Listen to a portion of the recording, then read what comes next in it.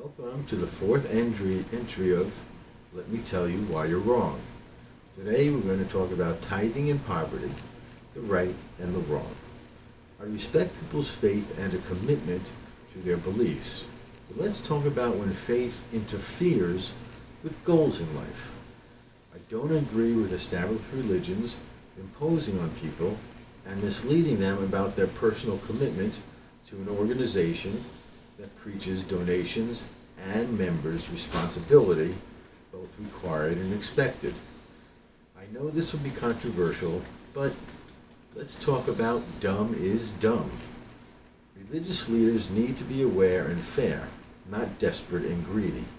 If tithing is interfering with you paying bills, buying a home, or building a retirement fund, something is very, very wrong. Since moving to the Southeast about 10 years ago, I noticed a peculiar thing. Tithing is an openly accepted practice and expectation. As a standard rule, 10% of a person's income is supposed to go to the church. This is no small expectation, and it brings up the argument, do you tithe? Apply income so you can afford a home, purchase and afford a loan or mortgage, or apply this money towards your retirement. If you calculate that 10% of tithing to an investment fund for retirement, the numbers speak for themselves. Tithing is not calculated in debt-to-income ratios for a loan, but it becomes a legitimate concern in terms of affordability and a bank or mortgage company watching out for their client's best interest. No mortgage broker or bank should let a loan move forward in good conscience if a person or a family can't honestly afford the mortgage.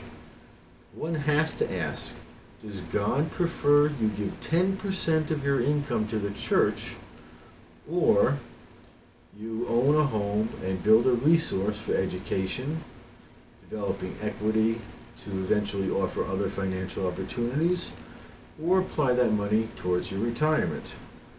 I think God would most often say, feel free to limit or end tithing so you can afford a home, save for retirement, start a business, invest in education, and so on. The church can find another source of income that is less imposing on its flock. What is perplexing is the fact or appearance that the more desperate you are or are part of a greater picture caught in poverty, the more common in practice and appearance to tithe. People have a responsibility to themselves and their families to offer stability and opportunity.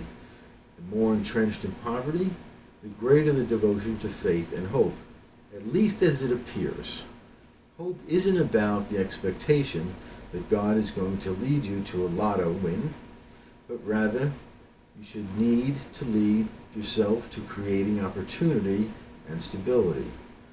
Perhaps in an opinion due to coming from a different culture, I certainly have a strong faith and love in God, but I don't pay anyone or any organization so as to feel I should be giving a large chunk of money to be dedicated to my faith, or that it's going to lead to opportunity. I'm certainly not telling people not to tithe.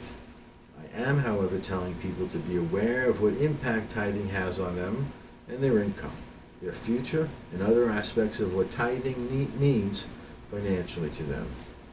Thanks for joining us. We have some very exciting entries coming up.